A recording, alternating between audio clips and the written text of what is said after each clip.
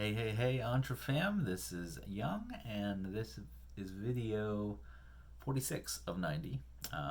Officially over the hump, on my way down the hill and towards the finish line. So that's awesome.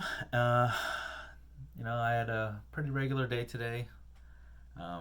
Regular being I still worked extra. After this video, I'm gonna have to work a little extra at my for my 9 to 5. Not really 9 to 5, but today must have been super tired. All this overtime is probably must be making me really tired because I woke up later than I have in a while. I think I woke up around like 8 a.m. Had to quickly get out of bed to get ready and make some breakfast so that I can eat before work started. And then since I missed my morning workout, I took lunch and worked out then instead. So don't want to fall off the horse of working out. So I've been anytime I might have missed it in the morning for whatever reason, I might have been waking up late, or I had to take care of my daughter or something like that, or something comes up. I try to take my lunch to work out and keep on that physical part. I had an idea. I have two more. Well, I have two more posts that I was gonna do, value posts, and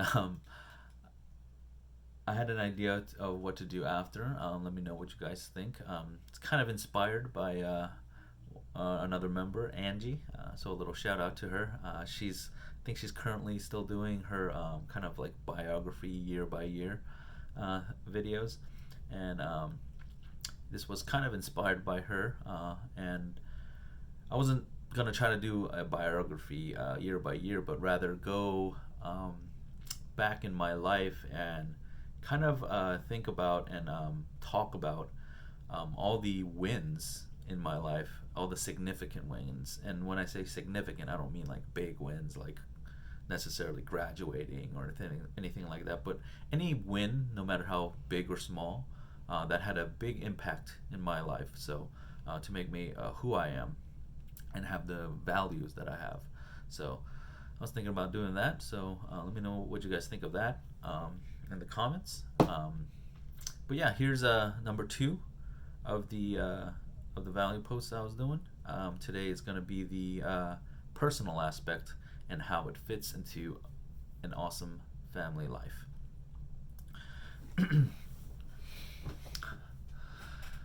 So today we're going to talk about the personal aspect and how it really fits into building an awesome family life. And this one seems like an obvious one. Of course, you got to be personal, right, in your family, but you have to invest a lot of time in this personal aspect of your family life.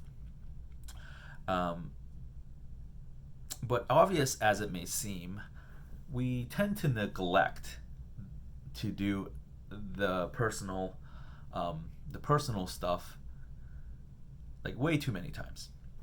And this isn't just talking about eating dinner together or meals or whatever and doing the kind of routine things that is usually done with family members, but more talking about the purposeful and intentional things and intentional things that we do to spend time with our family.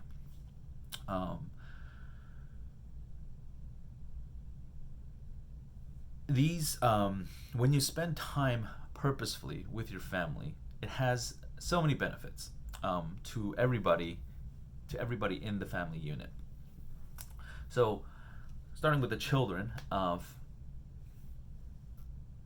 when you spend time purposefully and intentionally, for children, it creates a roadmap for the child to navigate the world. For example, how they form relationships. Okay, we'll talk about that. just as an example. The traits that they experience within their own family units, those, or the positive traits, I should say, those are the traits that they will go seeking when they make relationships outside of the family unit. So the more positive traits that your family has, the more the better that they will be able to go out and form better relationships. Now, when they're limited in the positive traits within their family unit, it becomes harder for them to create new relationships, as well as it doesn't give them many options, and they really tend to focus only on one positive trait and kind of ignore maybe some potential red flags, because they're like, from their experience, they're saying, oh, this positive trait is good, I'm going to pursue that relationship because they have it. While they might ignore red flags because they don't necessarily see them as red flags, or because they have tunnel vision in that one good positive trait that somebody might have. So that's one example of how a child will navigate the world according to their experience within their family unit. Now, other benefits of purposeful family time is that it makes them more sociable, which leads to more relationships and ultimately a happier life. They also gain a lot of self-confidence through a unified and stable household, because they can go out and tackle the world knowing that they have this strong support system backing them up. Purposeful family time also fosters great communication. Obviously, because you guys are spending time with one another, you guys are communicating, talking, and it's not even just verbally. It's it is verbal. There's also emotional, and even things like facial expressions. It really helps them navigate and really become good at communicating. To be able to use facial expressions, for example, when you spend more time with them and they're exposed to more of your facial expressions, they're able to go out and really navigate that. They can, if they see somebody make these facial expressions, they understand what that means. They can relate and respond in kind, and respond correctly. So the more they experience in their home through purposeful family time, the better they can really navigate in communication in the world. Now, finally, a child's education is also a benefit from a good family unit. And the reason being, of course, when you spend time together purposefully, it could also be for, teachable moments, and even just through life or through education. And when they go through that with their own family, knowing that they have that support system, makes them more confident, and also, and again, I want to make sure that the time spent is purposeful, because if it's just one of those, oh, I have to, spend time and help my kid do homework, and you're there but you're not really there, that's not really going to help them learn, because you're not really engaging them, and they see and sense that you don't want to be there. But if you are there, really engaged, trying to help them, try to teach them and help them with their education in whatever subject it might be, they get more excited, and they see that you care, and that they have that support, and that this is something that they should also care about and invest time in. So it really has a great impact in education as well. Now, children aren't the only ones that benefit from, purposeful family time together. Parents also benefit from them as well. So as parents continually grow or as they continually parent, they grow. They grow more and more, and they continue to find out new things about themselves, and it really stretches you. It really stretches the parent. Going really like child rearing stretches the parent, and it helps them to realize that they are capable of much more than they thought they originally were, and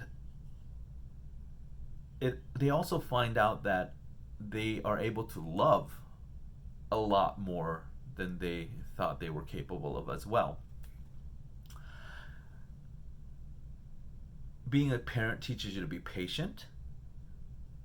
It teaches you to be resourceful. It teaches you to be organized. And surprisingly, there are studies, and despite the ever-changing challenges a parent faces while raising a child, studies find that parents who are purposeful in their relationship of in their family, and being intentional about it and really enjoying it, surprisingly, even though with all, I'm not saying that they're happy 100% of the time, of course not, nobody's happy 100% of the time, but when they're purposeful in their family, in their role in their family, surprisingly, studies show that couples with children have considerably lower blood pressure than those without. And again, I want to emphasize that this is for couples that are, couples that are intentionally and purposefully involved in their family unit. And on a similar note, actually, studies also show that raising children has increased people's or couples' happiness significantly, and than those without children. And this is not saying every couple that has children is happier than every couple that doesn't. That's not what I'm saying. But again, people who are intentional about their family unit are often happier and also have lower blood pressure than couples that don't have children. And of course, again, I'm not saying that couples without children can't be happy or aren't happier than people with children, just that in general, studies have shown this fact. Now, if you want an awesome family life, just like anything worthwhile, you're going to have to invest time. And the investments you make intentionally to spend time with your family will have significant returns for both the children and the parents. So I hope you found some value in this topic of the personal aspect and how it fits into a awesome family life. And I hope you keep pursuing and really striving to get that awesome family life. So thank you for your time. So that was it. Again, a rather long one because there's a lot to talk about and unpack in these in these posts. So not gonna take any more of your time. So let me know what you think in the comments as well. If you guys think these posts have a lot of information and value to them. So yeah. Until tomorrow's video, stay awesome, mantra.